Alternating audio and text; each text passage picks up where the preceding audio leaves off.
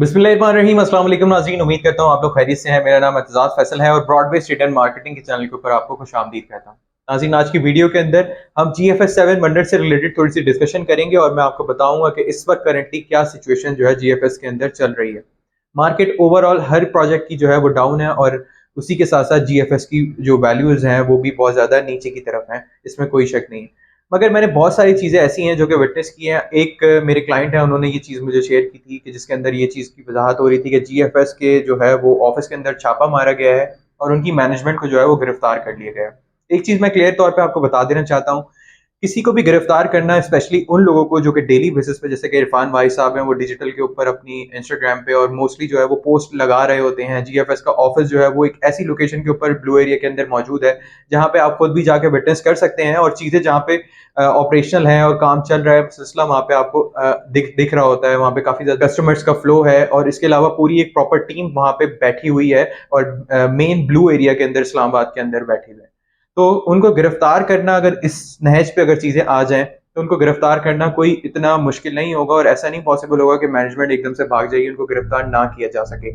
तो कुछ पॉजिटिव कुछ नेगेटिव दोनों चीज़ें ऑन एंड ऑफ चल रही हैं। सेकंड, एक लिस्ट मैंने देखी, ये भी मुझे शेयर की गई थी, ठीक है। इसके अंदर लिखा हुआ है GFS 7 बिल्डर्स, जबकि प्रोजेक्ट का नाम है GFS 7 वंडर्स। इसी लिस्ट के नीचे जो नंबर्स थे वो मैंने वहां पे कॉल भी की है और मेरी वहां से जो कन्वर्सेशन हुई है, पहले आप उसको एक दफा सुन लीजिए। जो सेवन वंडर सोसाइटी है, ये इलीगल है? नहीं, ये भी हमारे पास अप्रूव सोसाइटी ये नहीं है भैया। ये अप्रूवल नहीं है? अप्रूव नहीं अप्रूवल है? नहीं है जी, नहीं अप्रूवल नहीं है इसकी वजह कोई। अच्छा अच्छा, तो ये जी तो वो अप्रूवल जो क्या नाम है, वो नंबर जो शो कर रहे हैं अप्रूवल नंबर, वो गलत है मतलब? नहीं, अभी अप्रूवल नहीं है इसका जी। कोर्ट में केस भी चल रहा है इसका लगा। इस कन्वर्सेशन में जो है उन्होंने तो मुझे खास तौर पे बाकायदा तौर पे कह दिया कि इस वक्त तक इसका NOC अप्रूव नहीं है और प्रोजेक्ट जो है वो इलीगल ही डिक्लेयर किया जाएगा।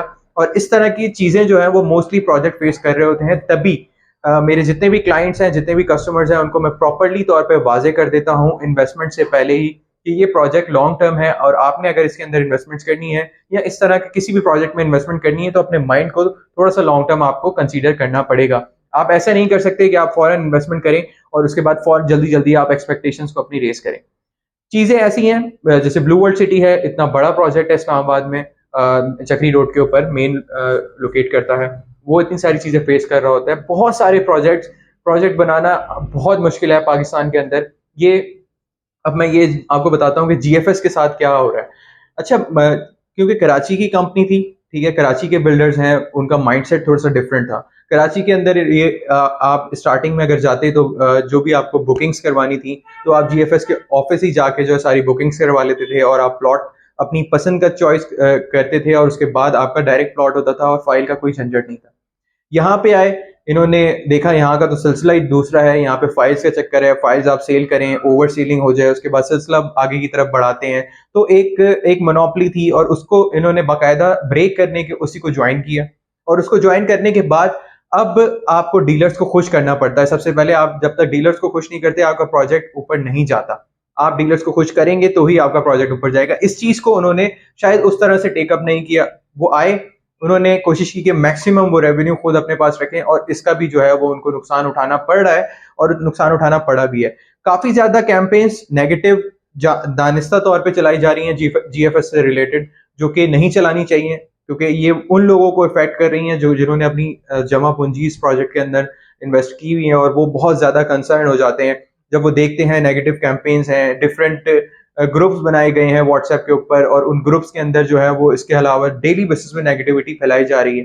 प्रोजेक्ट की जो नेगेटिव साइड है वो मैं आपको बता रहा हूँ और अ, किसी भी प्रोजेक्ट की अगर कोई गलती है उसको हम हाईलाइट करते आएंगे, उनकी मैनेजमेंट को क्रिटिसाइज भी करेंगे और ना हम करते, प्रीवियसली भी हम करते हुए आए हैं और फ्यूचर में भी करेंगे। और अभी भी जो नेगेटिव साइन है मैंने आपको क्लियरली तौर पे बता दिया, लेकिन इसको बहुत ज्यादा हाइप बना के उस प्रोजेक्ट को बिल्कुल फ्लॉप करके मोस्टली लोग शायद इस वजह से भी इस चीज में है क्योंकि उन्होंने बेतहाशा जो है वो ओपन फाइल्स उठा ली थी और उसका उन्हें बहुत ज्यादा हर्ट हुआ।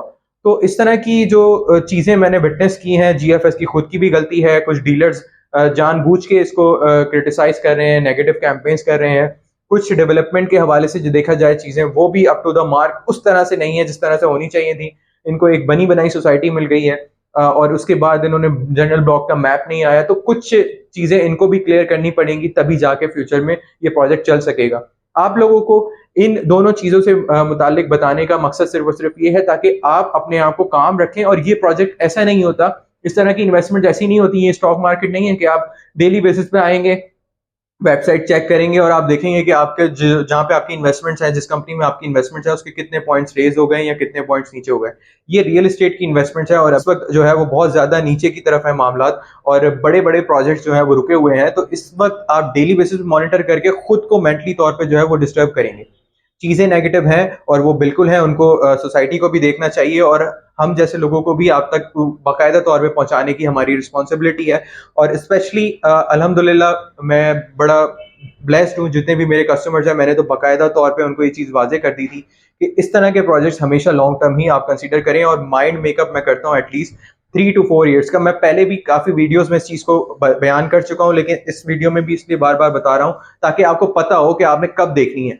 अब आपने एक जगह इन्वेस्टमेंट कर ली है और आप डेली बेसिस पे जाएँगे ग्रुप्स में, व्हाट्सएप ग्रुप उसके खिलाफ जॉइन करेंगे या दीगर चीज़ें आप जॉइन करेंगे, तो उसमें जो है वो आप ऐसी चीज़ें फेस कर रहे होंगे जो कि आपको डेली बेसिस पे मेंटली टॉर्चर कर रही होती है। मोस्टली लोग ऐसे भी हैं, एक फैसलाबाद के टीचर्स थे, ठीक है? उन्होंने 4 फर्स्ट फाइल्स एक ही जगह ले ली थी। तो मैंने उनको यही कहा कि आप अपने पोर्टफोलियो को डाइवर्सिफाइड रखें, चाहे वो म्यूचुअल फंड हो, चाहे वो स्टॉक मार्केट हो, चाहे वो रियल एस्टेट हो, ठीक है? आपने अगर छोटी-छोटी सी इन्वेस्टमेंट्स करनी है तो डाइवर्सिफाइड पोर्टफोलियो रखें, आपके पास दीगर ऑप्शंस होते हैं।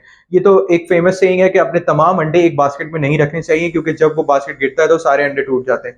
तो इस चीज़ का ख्याल थोड़ा-सा आप लोगों को भी करना चाहिए और कोई बेहतर लोगों का इंतखाब करें, कोशिश करें कि जो आपको प्रॉपर्ली तौर पे गाइड कर सकें, मुनासिब आपको गाइडेंस प्रोवाइड करें ताकि आपकी चीज़ें जो हैं वो अप टू द मार्क हो और आप समझ सकें कि आपको फ्यूचर में क्या करना चाहिए। आप एक प्रोजेक्ट में सारी इन्वेस्टमेंट्स कतई तौर पे ना लगाएँ और ना ही आपको लगानी चाहिए।